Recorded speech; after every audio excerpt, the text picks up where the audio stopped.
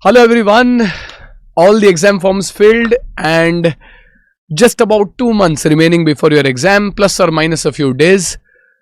So I really hope your preparations are going in full swing and you are all excited about your exams. Now in today's video, I just wanted to share the things that you need to keep in mind for the next 60 days, especially considering how do you prioritize your preparation and what are the things that you should be mindful of, especially during this last lap.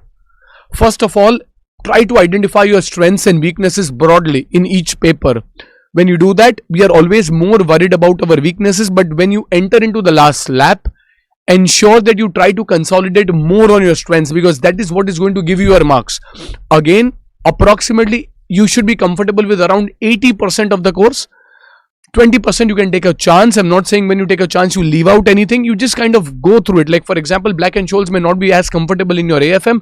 Well, just read through the formula. You might get a direct question, but then don't get very nervous because of that. Focus now in your last lap of your preparation on consolidating your strengths, because by and large that is what is going to give you your marks and is going to ensure that your confidence remains high.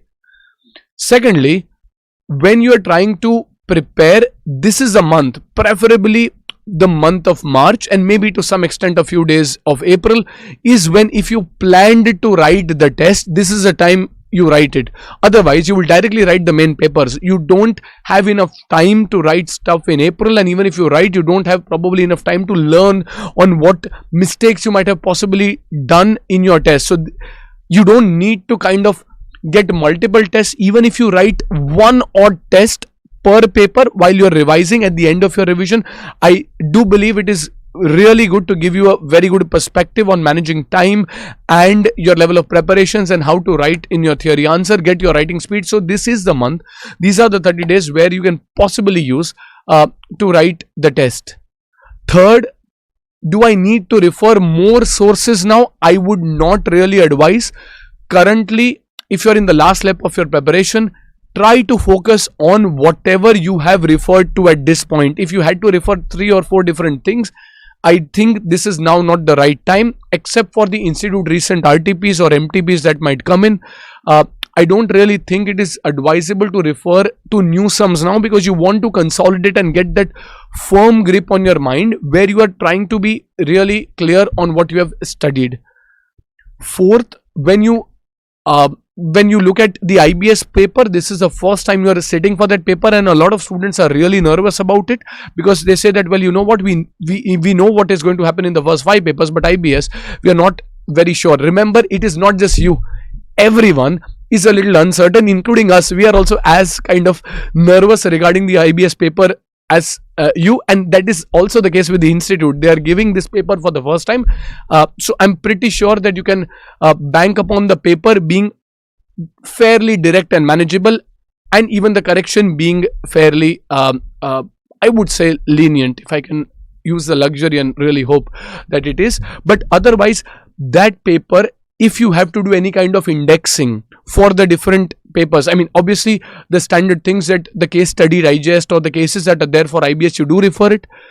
But if you have time when you're revising, ensure that you also remember that this is the first time that you're also going to write a multidisciplinary paper. So when you're revising stuff, just ensure you have a broad index or reference base. It may be kind of sticky notes, post-its or whatever it is in place that helps you for easy referencing. April is not the time when you try to do indexing. You would want to focus your time on your preparation. So right now when you're revising, you may not have the best index, and that is absolutely fine. I mean, you should have a base reference.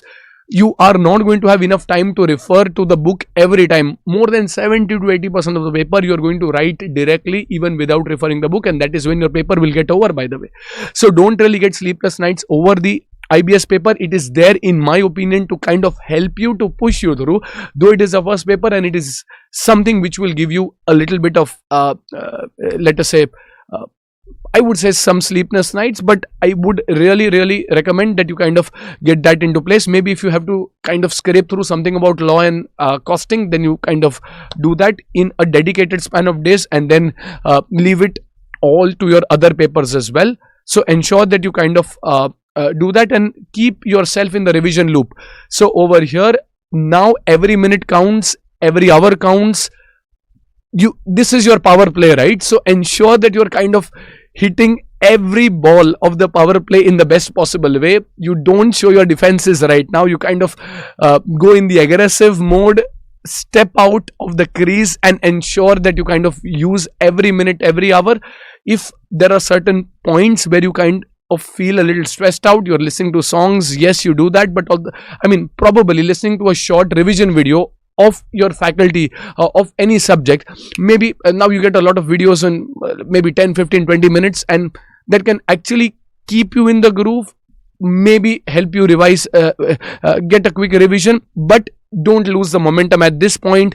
You are smarter than what you think you are. You are definitely going to crack it, and you are going to do well. Back yourself, keep that positive spirit, and keep the momentum going.